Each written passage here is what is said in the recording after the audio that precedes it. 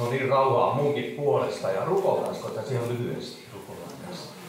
Herra, kiitos siitä, että saadaan olla koolla täällä ja kiitos näistä ystävistä täällä, Herra, sisarista ja veljistä. Ja Herra, kiitos, että sun henkessäsi laskeutua tänne, Jeesus rakas, halleluja. Tuossa ajelin tuossa rukoilin tuossa koko matkan melkein ajelin ja Jumala laski, että jonkun niin kuin migreeni tai päänsärky parantuu, jotta Herra haluaa koskettaa sua, jolloin migreeni tai päänsärky on ollut kauan aikaa ja Jumala tahtoo sua parantaa, hoivata sua.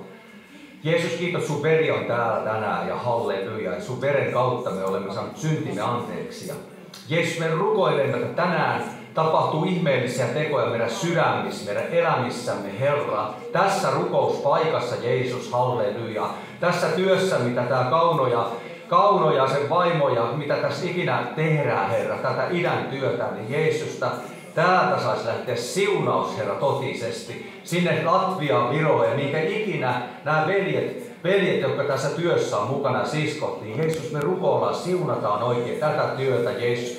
Herra, sä näet tämä varakki, Herra, kaikki. Kiitos, tulkoon monin verroin, Jeesus. Sä oot luvannut, että sinä et jää velkaa, Jeesus. Kiitos, Herra, että Kauno ja nämä mun veljet ja sisaret pystyy tekemään tätä työtä. Me rukoillaan runsasta niin kuin siunausta tähän työhön, Jeesus rakas. Kiitos, Jeesus. Siunaa tää sana ja kiitos, Herra, että mä saisin puhua niin kuin sä haluat. Ei niin kuin minä, Herra, vaan niin kuin sinä haluat, Jeesus. Sä oot ylistettävä, Herra, totisesti. Ja sun kirkkautesi saakoot olla täällä loistamassa, Herra, halleluja. Ja kiitos, että me saamme katsella sinun muotoasi tänään, Jeesus, halleluja. Herra, kiitos sun kirkkautesi saisi olla voimallinen täällä tänään, Herra. Kiitos, että sinä murrat meidän sydämistä kaikkea se, mikä on sinusta, Herra. Ja se, mikä on sinusta, halleluja, saakoon tulla esille, Herra. Halleluja. Totisesti Jeesuksen nimessä sovintovedessä. Halleluja. Kiitos. Kiitos näistä aikaisemmista todistuksista, Herra. Halleluja. Totisesti me kiitämme sinua, Herra. Ja laulusta Jeesuksen nimessä. Aamen. Aamen. On se niin kuin valtavaa, että kun saa kuunnella tällaista lähetystyötä, että kun se on munkin sydämellä. Itse on ollut Romaniassa varmaan 10 vuotta, saanut mennä ja kulkia ja olla ja tiedän mitä he tekevät ja tiedän mitä tämä sisar todisti tuossa tosi hyvin, että sillä lailla, että hän oli kokenut ja samalla lailla itse kun lähdin aikoinansa, lähdin rohkeasti, että uskon askeleita lähdin mukaan tälle matkalle, kun Jumala oli puhunut siitä, että sinä teet romanityötä ja sinä tulet lähtemään ja ei ole Herra pettänyt, ei ole jättänyt totisesti, hän on pitänyt huolta ja kun ensimmäistä kertaa sain mennä, niin sydän todella jäi. Että se on niiden ihmisten puolesta, niin kuin ihmisten hädän puolesta, kun näkee kuinka paljon on niin kuin ihmisiä. Ja kun hän sanoikin hyvin, että sisar sanoikin, että meidän jokaisen pitäisi mennä katsomaan. Silloin se vasta ymmärretään kaikista parhaiten, kun sä menet katsomaan. Sä omin silmin näet, että kuinka hyvin meillä on täällä asia. Meillä on todella hyvin asiat Suomessa. Mutta kun sä menet katsomaan ulkomaille, niin kyllä siellä on puutetta. Mutta Jumala voi täältä Suomestakin lähettää meitä. Ja mä oon ihan varma siitä, että tämä sisarsalmi menee vielä toisenkin kerran vielä. Että Jumala järjestää. Ja se mitä sä puhuit siinä johdatuksessa Tampereelta, mä oon itse Tampereelta muuttanut Alavuudelle. Itse on asunut Pohjalainen, on kuitenkin, mutta asun parin otteeseen Tampereella asunut. Niin eilen oli sellainen homma, että me itse pidän kotikokouksia. Me on pidetty 47 kokousta, 46 koko eilen jäi se pois ihan painavien syytten takia, mutta me ollaan pidetty kotikokouksia joka lauantai mun kotona. Mulla on sellainen 84 kämppää. Se on 41 paikkakunnalla tullut ihmisiä. Et siellä on ollut aivan mahtavia parantumisia tapahtunut, eheytymisiä tapahtunut, kaikkea tapahtunut. Ja sinne sydämet tulee Jeesusta totisesti. Se on mahtavaa. Eilen piti jättää pois kokousta eilen ja piti oma poikani tähden mennä. Hän on kova ampumaan rakettia ja sitten piti mennä sinne. Ihan siinä on tarkoitus, tosi tarkoitus. Ja mä en mennyt sen pojan takia, vaan menin yhden naisen takia, joka oli katsomassa siellä ampumassa rakettia. Ja siellä rannassa mä sain rukoilla tämän naisen puolesta. Ja siinä oli ihmisiä kuinka paljon. Ja ne tuli siellä ympärillä ja kuunteli. Ja minä rukoilin vain Jeesuksen nimessä. Oli mahtava kohtaaminen ja on todella, se oli 35-vuotias nainen ja todella on ihmisillä hätää. Ne on todella monilla tosi vaikeaa. Sen takia mä tahdon herätellä sua.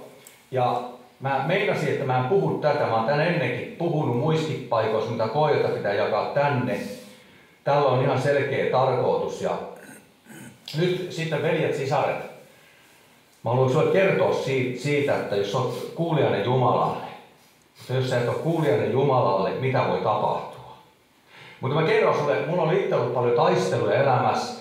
Mä olen evankelista, mä julistan evankelimia ulkomailla monissa maissa ja näin poispäin Suomessa.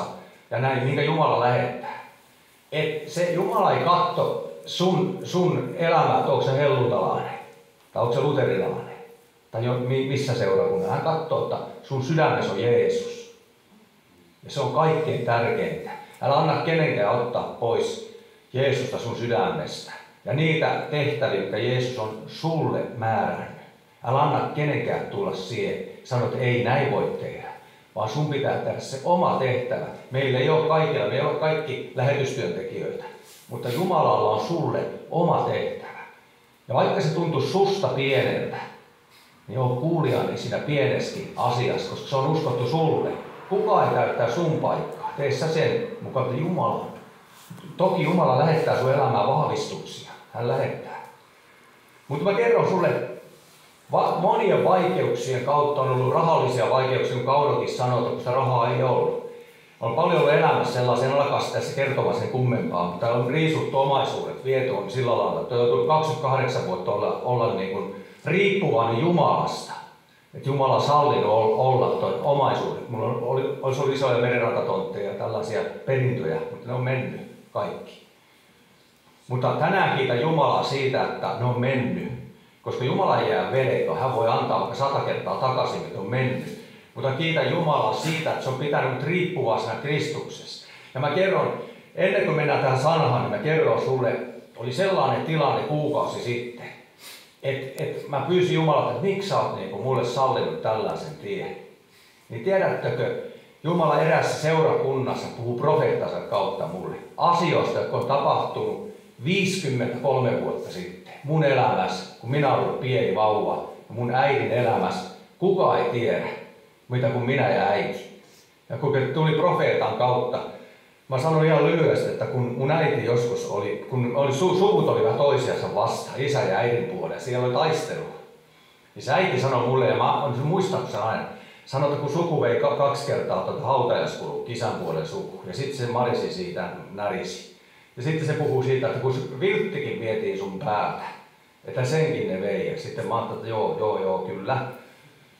Näin poispäin, katkeruutta näin, mutta kuitenkin, ja ne on jäänyt mulle mieleen. Ja ajattelin kuukausi sitten, menin Jumalan kanssa puhumaan, että mene sinne seurakuntaan. Ja sitten mä ajattelin, että mä menen sen kokous on loppunut. Se oli 1,5 tuntia myöhässä. Että ei se rukouskokous on loppunut. Koko ajan vaan se oli, sun pitää mennä. Sitten mä ajattelin, en häviä mitään, mä käyn kattos, vaikka olisi loppunut. Vaikka yksikin siellä olisi, mä pyydän rukousta, tätä rukoilla. Menin sinne ja siellä oli sisko ja veli syömässä, osa rukoili. Menin sinne, 2 siskoa ja sitten 1 veli rukoili, niin sitten siellä tuli yksi, että Alissa, että tuolissa sä rukoile Jarin puolesta. Ja se sanoi heti, että kuule Jari, että mä näin susta, että Jumala puhuu, että sun päältä on otettu vilttikissu pois.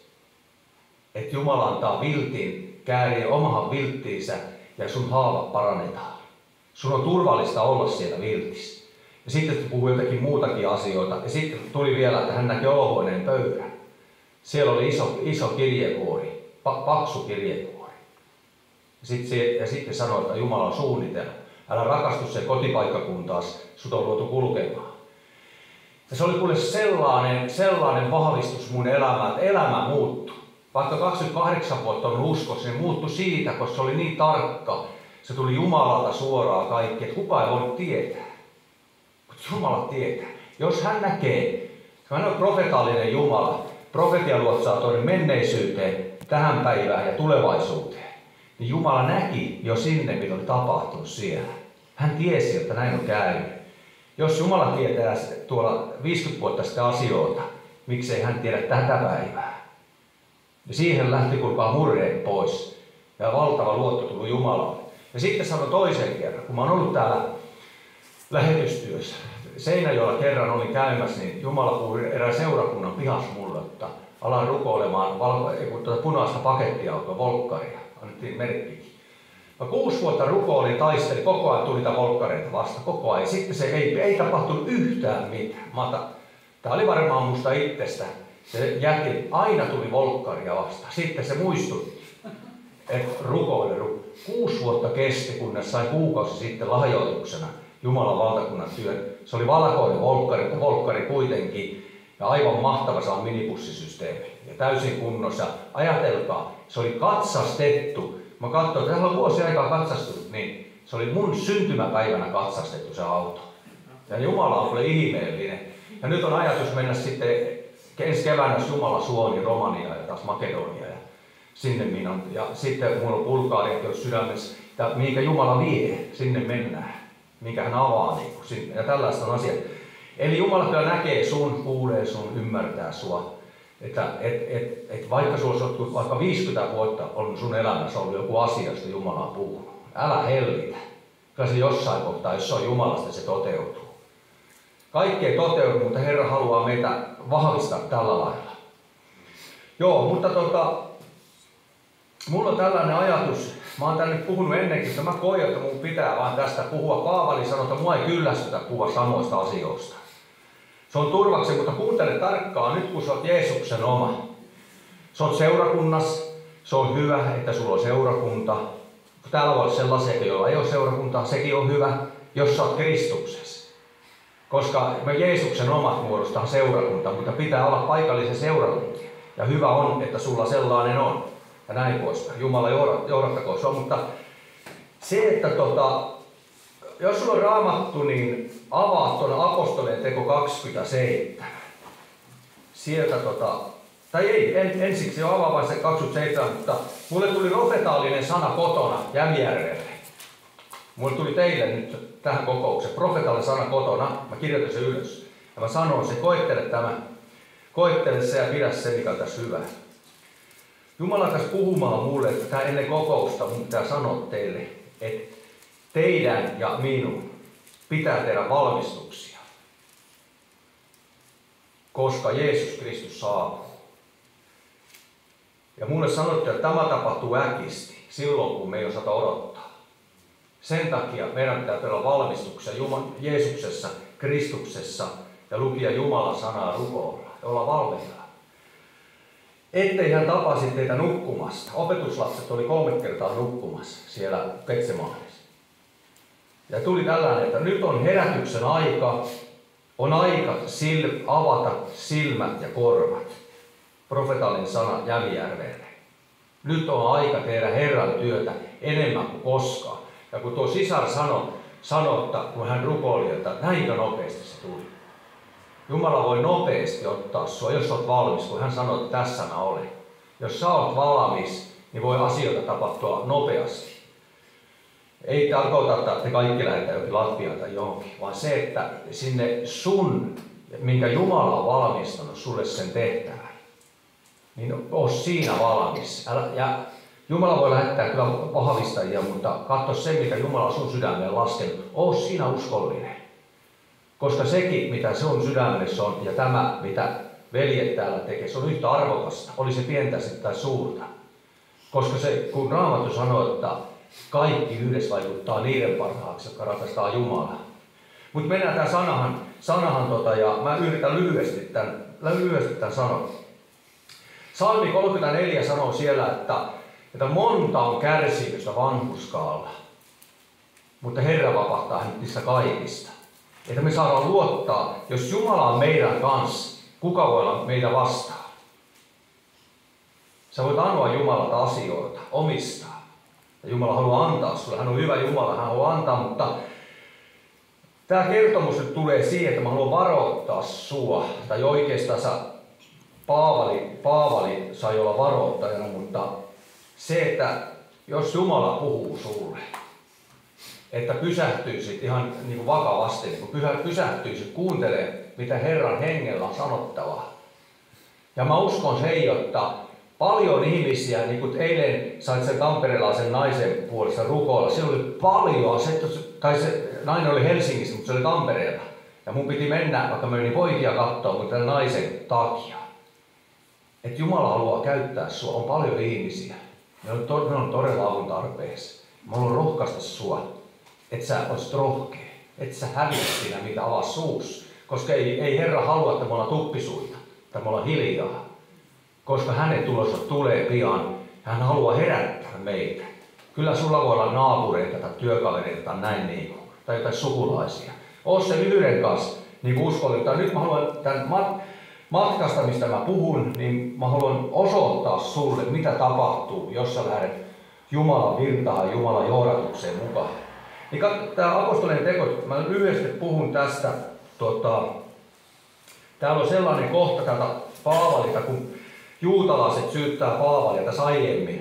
Syyttää ja Paavali joutuu näiden hallitusmiesten ja sitten keisari, vaan tuo kuninkaan eteen ja hän sitten siellä puolustaa itseänsä, mutta sitten se vetoaa siellä, että mä vetoan keisariin.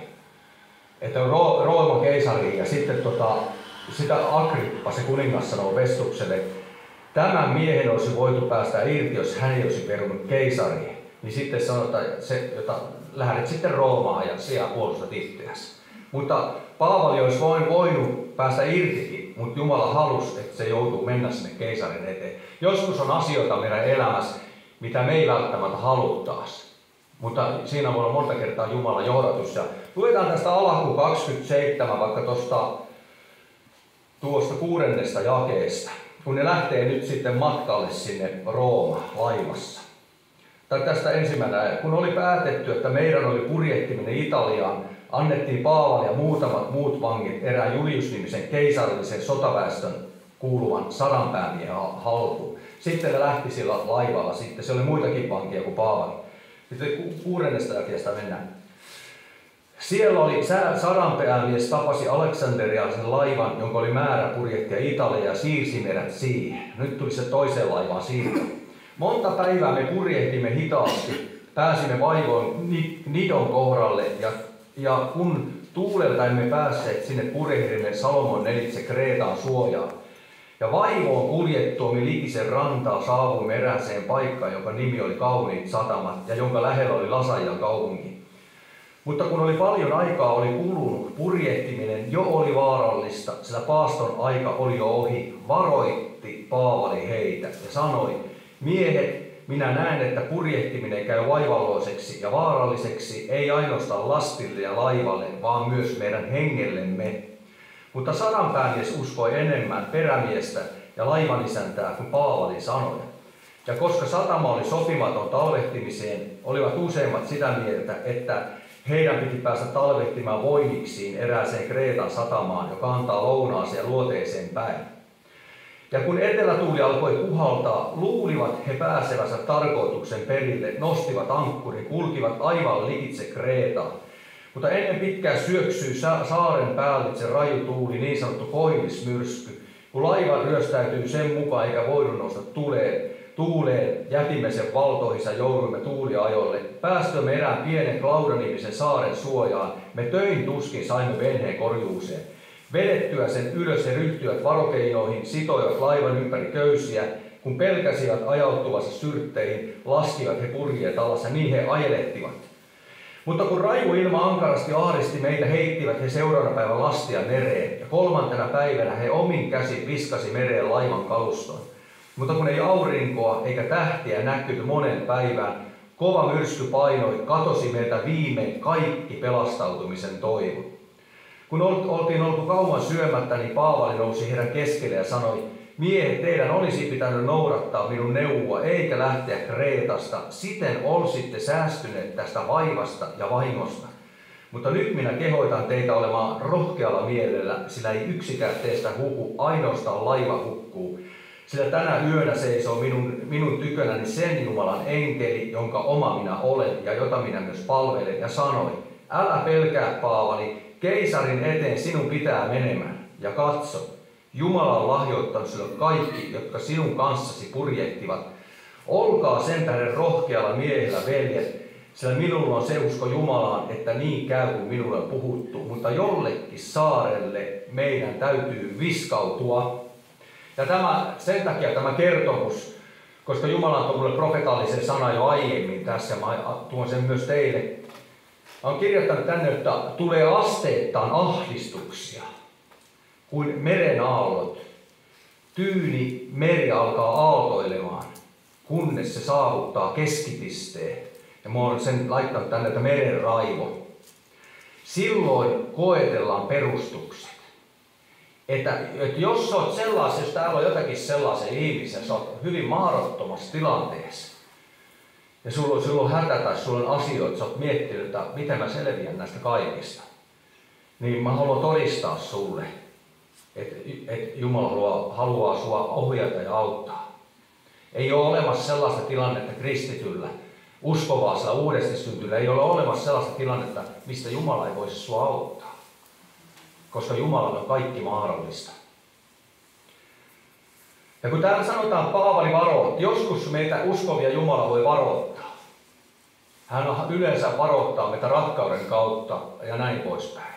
Hän voi lähettää sisaria, veljiä, profeettoja, evankelista, pastoreita, niitä ihmisiä, jotka on Herransa edessä. Hän voi lähettää sun elämään ja tulla varoittaa sua jostain. Niitä voi tulla 2, 3, 4 tai näin poispäin. Ja se sitten riippuu, että onko sä niin tottelekko vai onko tottelematta sen asiassa. Mutta tässä Paavali varoitti ja täällä sanotaan näin, että Jumalan mies näki. Miehet, minä näen, että kurjettiin käy vaivalloissa ja vaaralliseksi.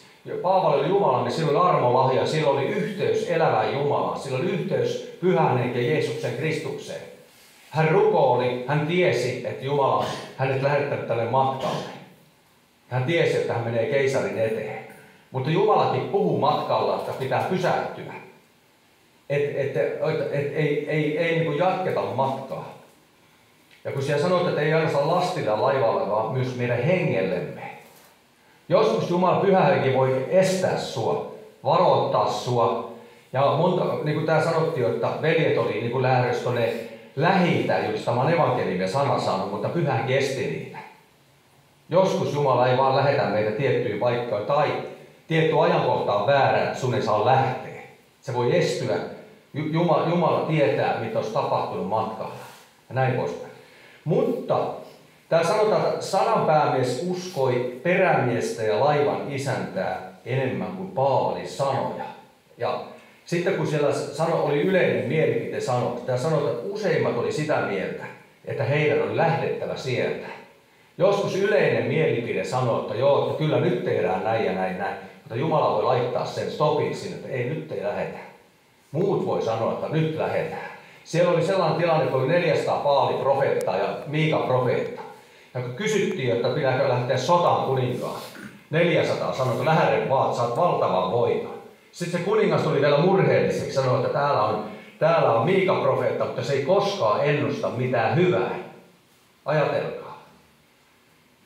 Ja se oli just oikeassa se yksi profeetta siellä. Joskus me lähdetään ihan omasta lihasta tai sitten vihollinen voi puhua tai näin pois, mutta ei kuunnella sitä, mitä Herra sanoisi. Ei malteta pysähtyä rukoille, niin kuin siunaa, kun tuo sisar sanoi alussa, että hän rukoili.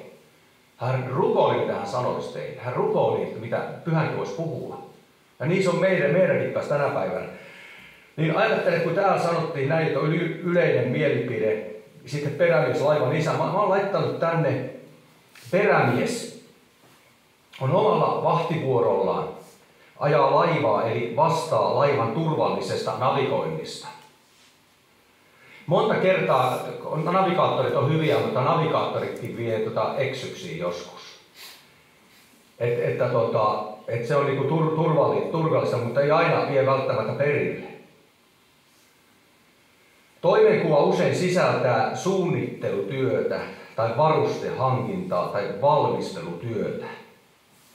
Ja ne luotti enemmän tähän perämiehen kuin Paavali sanoi. Ja kun Paavali oli Jumalan mies, niin olisi kannattanut totella, mutta ne katsoi niin kuin järkiperäisesti. Että koska kyllä tämä perämies tietää, mutta toki sitten oli siellä niin, että Paavali oli, en tiedä oliko ainut uskova siellä, oliko uskovia vankia siellä, mä en tiedä oliko. Mutta yleensä tämä oli niin kuin maailmallisia, mutta Jumalalta olisi tullut se oikea neuvo. Jatketaan tästä. Ja kun etelätuuli alkoi puhaltaa, kuunnelkaa, luulivat he pääsevänsä tarkoituksen perille. Mä pysäytän tähän. Mä haluan puhua ylivainiosta. kun Niilo Ylivainio sanoo luulouskosta ja elävästä uskosta.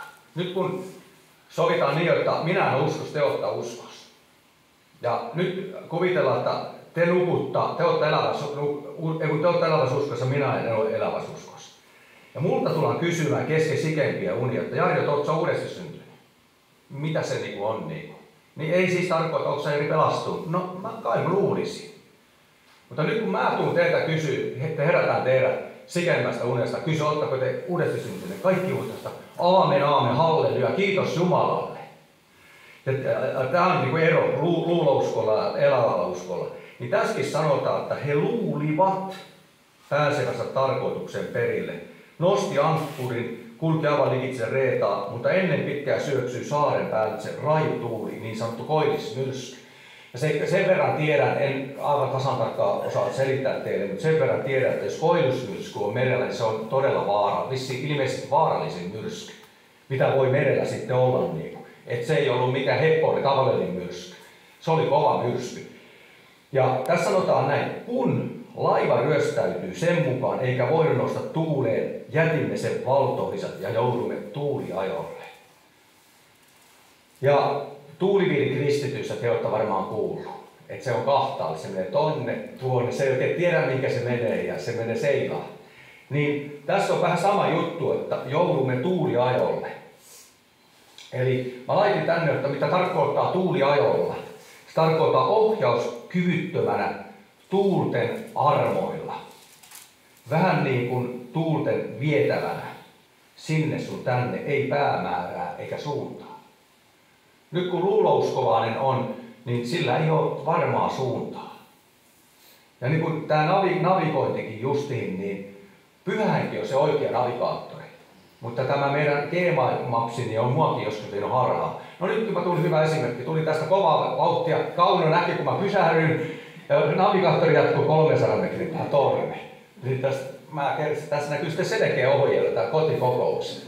Ja näin mä pääsin perille niin. Että se olisi vienyt mua harhaan, mutta kiitos Jumalalle, että te olitte laittanut sen kyltin. Ja niin se Pyhä Henkikin on se kyltti meille, että mistä meidän tulee mennä, mistä ei tule mennä. Sitten jatkuu tästä. Päästyämme erään pienen Klauda-nimisen saaren suojamme töin tuskin saimme venheen korjuuseen. Eli kyllä se joskus on se uskon elämä. Jos me ei rukoilla elämässä, rukous jää, sananluku jää ja näin poispäin, niin se on raskasta se meidän uskoelämä. Se voi tulla raskaaksi, jos me jätämme sen kaikista tärkeimmän rukoilun ja sitten tämä sananluku. Sehän on kaikista tärkeintä, koska Jumalan sanahan opettaa meitä tunnistamaan Kristus, koska Jumalan sana on totuus ja Jeesus on itse sana ja mitä enemmän me luetaan sanaa, niin me nähdään Jeesusta ja Jumalan ominaisuus ja mitä se sana opettaa ja mitä Jumalassa on niin. Se sanotaan korintolaiskirjeessä ja sanotaan, että ihmisen henki tietää, mitä ihmisessä on. Mä tiedän, että mulla on täällä mahassa on sisäelimet, mutta Jumalan henki tietää, mitä on Jumalassa. Ja jos et sä ole siinä Jumalan hengessä, niin sä et ymmärrä näitä asioita, eikä ne aukea sulle. Järjenpäätelinen voi kyllä olla, järki voi sanoa, mutta se vie harhaan. Sitten tässä sanottiin vielä näin, jotta vedettyä sen ylös ryhtyivät varokeinoihin sitovat ympäri laivan köysiä, kun he pelkäsi ajautuessa syrtteihin, laskivat veneen, purjehtivat alas ja niin he ajelehtivat. Eli mä laitin sinne, että ajattelin näin, että monta kertaa, jos me joudutaan tuuliajolle omassa elämässä, me ei välttämättä sitä tajuta, niin kun me ollaan ajauduttu pois Jeesuksesta, ja me ollaan yhtäkkiä tuuliajolla, niin me aletaan tekemään varokeinoja. Nyt kun raha loppuu, niin nythän me voidaan mennä pankkiin ja ottaa laina sieltä ja lähdetään sen kautta. Tai joku muuta juttu, että me aletaan niin itse toimimaan. Ja ne on niitä varokeinoja justiin niin kuin. Kunnes me mennään polville Jumalan eteen ja sä näet Herra, että nyt pitäisi lähteä taas sinne lähetysmatkalle. Ja Jumala vastaa sitten. Niin, koska jos me tehdään Jumalan valtakunnan työtä, niin hän pitää meistä huolen. Se on ihan varma juttu. Tavalla tai toisella. Ja jos me ollaan vielä rukouksessa, niin hän ei jätä meitä, hän ei petä meitä eikä hylkää meitä. Sitten mä laitin tänne, että syrtteihin, ne pelkäs ajoitua syrtteihin, niin mä laitin tänne, että syrtistä, enpäs muuten laittanutkaan, mutta se on sellaisia, keväällä kun oli vuorovesi, niin se vaikuttaa merenpinnan tasoon. Ja se oli jopa 2,5 metriä niin alempana se vesi, mitä se normaalisti se vuorivesi tuli. Ja pelkästään menee sinne hiekkasärkille. Niin. Sitten mä laitin tästä, joo, mennään eteenpäin. Ja pieni hetki vielä. Mutta kun rajuilma ankarasti ahdisti meitä, heittivät seuraavana lastia mereen. 3. päivänä he omin käsin viskasi meren laivan kalustoa. Joskus kun meillä on hätä elämässä, me tehdään kaikki mahdollinen. Ja sitten me ihmetellään, että mikä ihme mun elämässä mättää. Miksei tule rukousvastauksia, miksei Jumala puhu ja näin poispäin. Ne voi olla hälytysmerkkiä siihen, että sun pitää mennä Herran eteen. Alata etsimään Jumalaa ja luovuttaa asioita Herralle ja luottaa. Jumala aikanansa sitten ilmestyy. Nyt tulee tämä pointti, mikä mulla tässä on.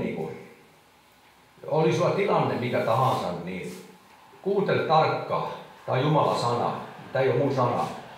Mutta kun ei aurinkoa eikä tähtiä näkynyt moneen päivään ja kova myrsky painoi, katosi meiltä viimein kaikki pelastautumisen toivo. Ajattelin jopa Paavali Jumalan mies. Ne oli niin kovas myrskys, niin oli valtavia pelkotiloja siellä laivalla, kun siellä oli niitä vankeja, sotamiehiä, Paavali ja siellä oli kova myrsky. Ajattelin, ei kuuta, aurinkoa eikä tähtiä näkynyt. Se oli valtava sellainen pelottava tilanne. Jopa Paavalikin, kun se oli kaikessa tottunut olemaan, niin hänkin sanoi, että katos toivo. Joskus meiltä uskoiltakin voi kadota se toivo. Monta kertaa voi vihollinenkin sanoa, että ei Jumala sua kuule. Turhaan kuule rukoilla, ei vastaa. Ja nyt saatanan nuolia, jotka tulee meidän ajatuksiin, meidän mieliimme. Ei oteta niitä saatanallisia ajatuksia. Mäkin olen monta kertaa kokenut niitä nuolia, kun on tullut. On ollut pettymystä, mutta kuukausi sitten Jumala ilmestyi se bildin kautta, mistä mä kerron teille. Siitä tuli valtava toivo elämään, että sitten tuli pakettiautoja, rukousvastauksia ja kaikkia. Että ei ne aina tule heti. Joskus ne tulee, mutta odotetaan sitä, mitä sun sydämellä, sä oot voinut vuosia rukoilla asioita, ei ole tapahtunut. Ja Jumala on puhunut sulle. Mä uskon, että Jumala on uskollinen Jumala ja hän vahvistaa sulle niitä asioita. Kaikkiin hän ei vastaa meidän rukouksiin, mutta se, jos on kyse Jumalan valtakunnan työstä ja Herra on puhunut ja vahvistanut sulle monien eri ihmisten kautta, niin saat siitä olla aika luottavainen ja rukoilla, että Herra, että sä oot luvannut. Ja Jumala ei petä. Ei varmaan petä. Että sä voit ottaa uskos vastaan. Mutta ajattele tätä tilannetta. Kaikki toivo meni. Ja nyt mä kerron sulle, tähän stopataan ja sitten me palataan kohta takaisin loppujälkeen. Vuonna 1997 tuli mun elämään sellainen tilanne, että vähän tämän kaltainen tilanne, että ei näkynyt toivoa ja tuli sellainen myrsky yhtäkkiä elämään. Ja mä muistan silloin niitä mun elämäni aikoja, kun mulla oli pelihimoa ja mä pelasin paljon rahapelejä ja mä olin unia näin saatanasta 20 vuotta, näin unia. Niin kuin toiset pojat pienenä kiusasi, oli pelkotiloja, ahdistuksia, tuli viinaa, tuli pillereitä, tuli kaiken näköistä mun elämää, tuli itsemurha-ajatuksia kaikkia ja suku oli pettänyt, vienyt perinnöt sun muu kaikkia tällaisia näin ja tuli pysäytys. Jumala pysäytti. Oikeesti Jumala pysäytti. Ja mä en tiedä, onko mä tämän kertonut täällä, toivottavasti mä en ole kertonut, mutta mun 3-4-vuotias poika, me oltiin pesulla, mä en usko silloin vielä, mä olin pesulla Seinäjoella kerrostalossa, kotona pestiin saa, kun on lasten punkka tämmönen. Me oltiin alasti siinä sitten pojan kanssa ja tiputeltiin rahoja. Silloin oli vielä just markan rahoja, ne oli just vaihtumassa euroja. Ne on mutta 50 penniä, jos muistatte, että pieniä ja kirkkaita. Tiputeltiin niitä, aina kuului plumps sinne veteen ja sitten se poika otti oikein korkealta yhden 50 penniä, se katsoi sitä ja suu auki.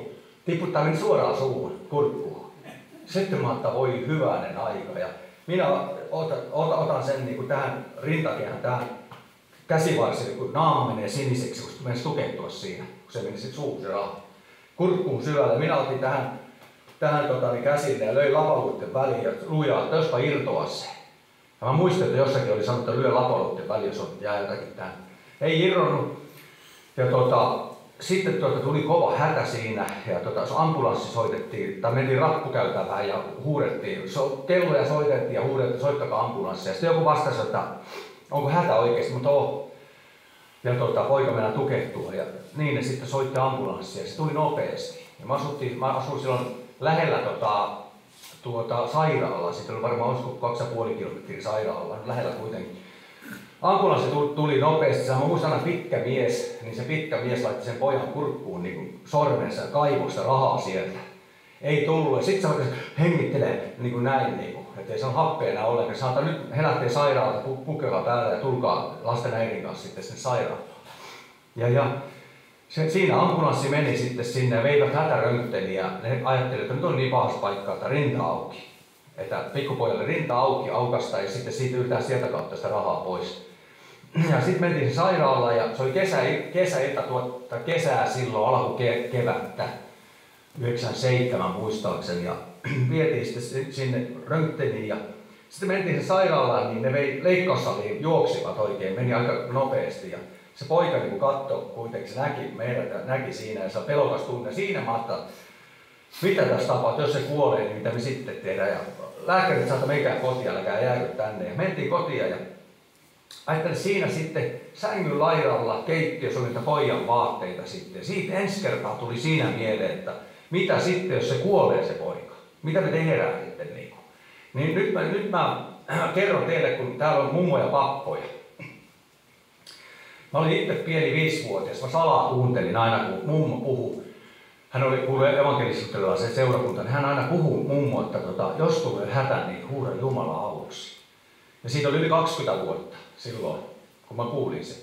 Sitten lähtiin seinälle, ajeltiin vaan siellä keskuudessa, itkettiin, vai kotona ei pysty olla, kun ne vaatteet oli siellä, että jos se kuolee. Ja sitten ajatelkaa, kun tämä mummo aina kertoi toisille Jeesuksesta, lapsille ja kaikki, se jäi mun mieleen. Sitten Seinäjoen Anttilan kohdasta tuli mieleen, että huuda Jumala avuksi. Ja huudettiin, että sille äidille, että lasten äidille, että kuulee, että mummo sanoi, että pitää huutaa Jumala avuksi. Ajattele, Jumalan sana ei tyhjänä palannut. Ja se tuli yhtäkkiä sieltä jostakin. Ja että jos sä oot olemassa Jumala, ei Jeesuksesta tiedetty mitään. Jumalasta kyllä. Mutta Jumala, jos sä oot olemassa, auta meitä. Ja kuule, kello tuli 2, sain soittaa sen korvapodille ja sitten siellä huudettiin Jumalan avuksi ja näin. Ja soitan sitten puhelinkopista, kun ei ollut puhelinta silloin, soita ja kädet täräjää näin oikein. Ja mä ajattelin, en mä pysty soittamaan, se on kuollut, mitä me tehdään. Hoitaja sanoi, täällä se teidän poikanne ja kyselee vähän äitiä, että hoitaja sanoi, että se on mun sylissä. Että nukutuslääkäri, kun rinta oltiin avaamassa, niin kattoo suuhun vielä, raha oli tullut syvältä kielen päälle ja se veti pinsetillä, niin tää leikkausta tarvinnut suorittaa. Ja kun Jumala ei ollut korva ja Jumala ei ollut silmä, hän kuulisi ja näkisi. Hän näki ja kuuli. Se oli ensimmäinen kosketus elävää Jumalaa. Ja Jumala oli voimallinen ja pelasti. Ja saan tänään kiittää siitä, että Herra ihme. Ja se kysyi lääkäri seinällä, sanoi mulle vielä, että haluatko tämän rahan muistoksi, että teidän kohdalla tapahtui tosi ihme tässä nyt. Haluatko? Mä hullu en ottanut sitä sitten muistoksi, kun mä ajattelin, hei äkkiä, kun mä pelkäsin. Sitten pian sen jälkeen tultiin uskoon ja Herra sitten pelasti pian näiden tapahtumien jälkeen. Niin se tilanne oli sellainen elämässä, että piti miettiä, että mitä mä teen. Kenenkä puoleen mä käännyn. Ja sitten tuli se mummon sana sieltä. Jos teillä nyt on näitä lapsella lapsia, niin äläkää jättäkö kertomatta niille. Koska Jumalan sana ei pälää tyhjänä mun kohdalla. Kertokaa niille. Ja vaikka ne olisi sitten teidän lastenlapsien tai sieltä niin niitä lapsia, niin kertokaa silti. Mä oon ihan 100%, jättäkää aina jotakin pientä niille lapsille. Puhukaa aina Jumalasta tai Jeesus, jotakin pientä, ei kerralla eikä kaikkea, mutta aina jotakin, koska ne jää tänne. Mä oon elävä todiste siitä, ne jää tänne. Sen takia on kuulijani siinä tehtävässä, mikä Jumala on sulle antanut. Mutta kaikille ei ole lähetystyön tehtävää. Ei kaikki ole saarnaajia eikä paimenia. Ei kaikki ole evankelistoja. Mutta kaikki me ollaan Kristuksen todistajia. Se on meidän velvollisuus todistaa. Ja mä haluan siksi tämän kertoa sinulle tämän tarinan, tämän Raamatun tosi tarinan sen takia, että mitä tapahtuu. Nyt mä kohta tulen vielä loppupointtiin. Niin nyt kuuntele. Täällä sanotaan näin, jotta Paavali varoitti ja sanotaan, että siten olisitte säästyneet tästä vaivasta ja vahingosta, jos oltaisiin kuunneltu, mitä Herra sanoi meille. Mutta kun me ei menty Herran neuvotteluun, me ei menty sinne rukouskammioihin, me ei menty kysymään sinne, että Jumala, onko näin asia niin? Haluatko sä tätä? Ja kun meidän pitäisi kysyä Jumalan tahtoa, mikä on sun tahto? Kyllä Jumala vastaa sitten. Mennään sinne kammioon, laitetaan ovi kiinni ja ollaan se kammiossa, kuunnellaan. Ollaan Herran neuvottelussa. Ja kun sisar hyvin sanoo, että kyllä hän kuulee sen äänen. Se on mahdollista kuulla se Herran ääni. Ja mitä enemmän sä harjoittelet ne polville, niin kyllä se ääni vaan tulee.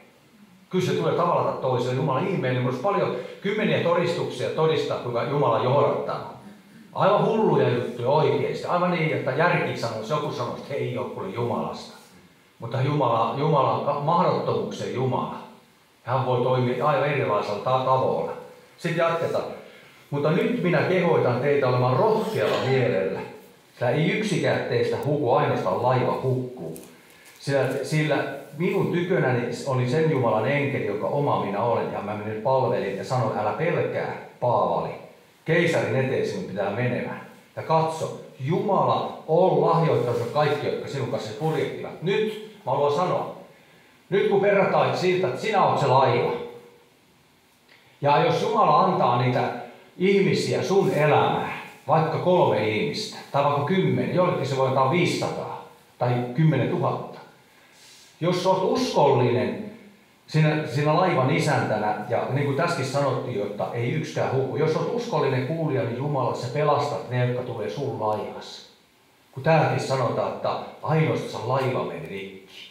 Ja sitten täällä edempänä sanotaan täällä näin, että sen tähden minä kehoitan nauttimaan ruokaa, sillä se on tarpeen teidän pelastuaksenne, sillä ei yhdeltäkään teistä ole hiuskarvaa päästä katoava.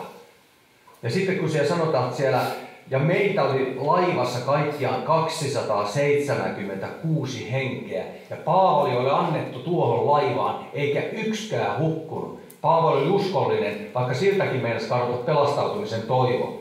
Mutta koska hän näki, että Paavali rukoilee, enkeli ilmestyi, toi sanoma, täällä pelkää. Ja mä uskon, että Jumala haluaa sulle sanoa, että voi olla paljon asioita, meillä on vaikeita asioita, tulee paljon vaikeita asioita tähän elämään. Että jos sulle on annettu, oo uskollinen niiden ihmisten kanssa, jotka on annettu sulle. Sä saat olla vaikka niiden olkapäätä, sä saat olla niin kulkemassa heidän matkaa. Joku on tullut just uskoon, niin älä jätä sitä, vaan mene tietty matka sen kanssa, kunnes se omi jonon pääsee eteenpäin. Et meillä on paljon tehtävää, meillä on paljon työtä, ei kaikilla meillä ole samoja juttuja. Mutta se on vain se, että oo siinä omassa tehtävässä kuulijainen. Sitten Jumala haluaa sun kautta rohkaista vielä toiseen ihmiseen, rohkaisee. Että saadaan kiittää, nähdä tässä, mitä ihmeellinen on se Herra. Ajattele, mitä tapahtuu, kaikki pelastuu. Tämä on niin uskomatonta, tämä Jumalan sana, että kannattaa niin Jumalassa kuunnella, mitä Herra sanoo. Että joskus voi tulla varoituksia, eikä sekään tarkoita sitä, että sä oot paha ihminen. Ei se tarkoita sitä. Tai kun sanotaan, että sä oot syntinen ihminen, se ei todellakaan tarkoita sitä. Me kaikki ollaan syntisiä. No kaikki Kristus, Jeesus on kuollut ristillä jokaisen puolesta. Me ollaan tehty virheitä, erheitä, me ollaan epäonnistuttu. Ei täällä ole yhtäkään täydellistä ihmistä meissä. Ja jos sä luulet olevasi täydellinen, erehdyt. Ja jos sä luulet olevasi, sut koetellaan. Ja kyllä Jumala ottaa kuule kiinni. Kyllä Jumala kukkoo sen kanansa kyni. Ihan varmasti. Se on 100 varma asia. Ja kun Jumala antaa sulle sen mitä rukousvastauksia, niin sun pitäisi vain enemmän ja enemmän kiittää. Ja sitten kun niitä rukousvastauksia ei tule, niin sä muistat sen menneistä niin auttava Jumala silloinkin.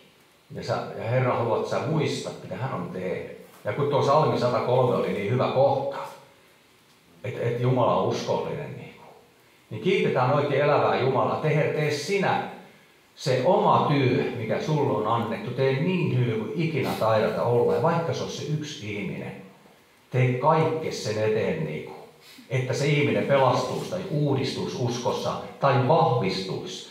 On paljon tänä päivänä uskovia, kun menee väärin porukkoihin. Eksytään. On paljon eksytystä liikenteessä. On paljon näköistä väärää evankeliumia. Ei ole kuin yksi terve evankeliumi, Jeesuksen Kristuksen veren evankeliumi. Se sisältää kaikki. Siinä on ydinperä elämää. Ei tarvita mitään menestysteologiaa, ei tarvita mitään oppia, jota Jumala antaa sanoman ylhäältä, sä alkaa opettaa, se on ohi sanan.